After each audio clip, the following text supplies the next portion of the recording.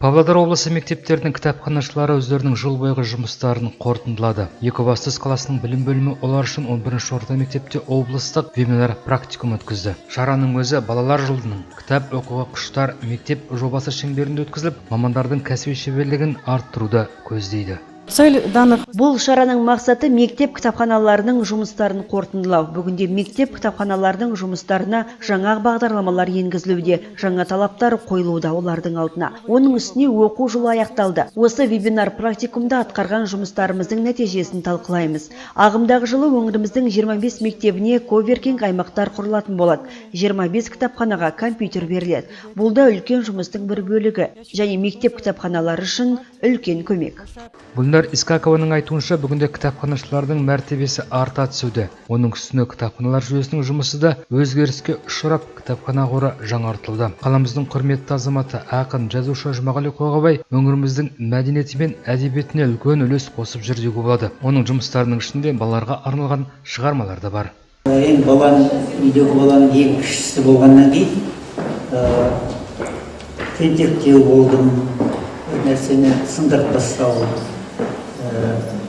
бүлдіру, сол сияқты.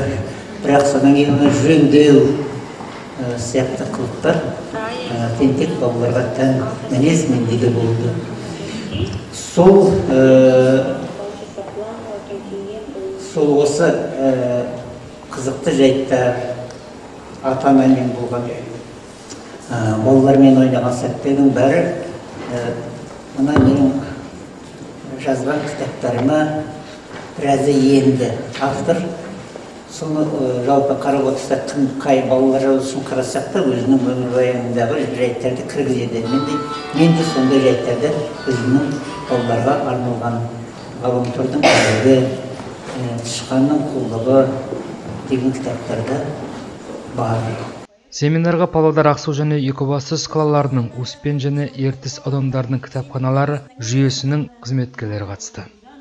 Жалпы осы жобаның аясында біздерде буккроссинг және көптеген дауыстап оқулар, челлендждер өтіп жатыр. Бұл тек қана оқшаулау кезінде ғана емес, қазіргі кезде де көптеп үлкен жобалар өңірімізде ғана емес, барлық республика көлемінде өтіп жатыр. Оның бірден бір дәлелі, мысалы, осы биыл 15 жыл толған бір ел бір кітап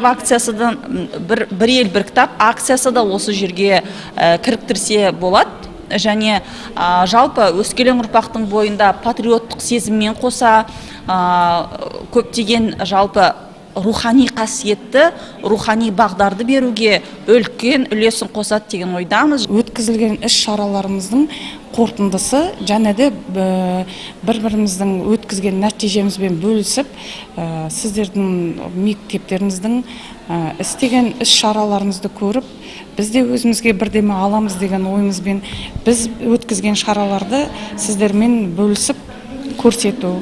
Жаңа да міне Гүлнара Советіне өткізіп атқан үлкен іс-шараның ең керемет нәрсесі мына ауылдық жердің мектебінің өткізіліп атқан шаралары бізге қызықты болуға тиісті. Неге десем,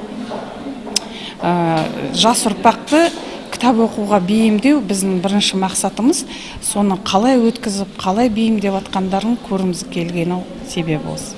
Вебинар практикумның алғашқы бөлігінде қатысушылар өз тәжірибелерімен бөлісті. Балалар өлеңдер оқып, үздік кітапханашылар марапатталды. Шараның екінші бөлігінде шығармашылық алаңда Екібастұз өңірінің кітапханашылары өз білгендерін ортаға салды. Бұл жағында шаңырақ иесі 11-ші мектепте де ауыз толтырып айтатын жұмыстар жүргізіліп жатқан көрінеді.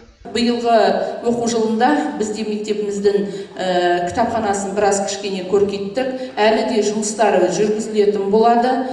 Қазіргі кезде мына коворкинг орталықтары балалар тек қана кітапты ғана келіп алып кету емес, сол жерде отырып, ол өзінің білім оқулық кітабын оқи отырып, сонымен қатар ол электрондық оқулықты да өзі сол жерден тиімді пайдалану керек. Сонымен қатар ол өзі сол жерде отырып демалып та, айтады ғой, психологиялық жағынан демалыста алу керек, орталығы болу керек дейміз.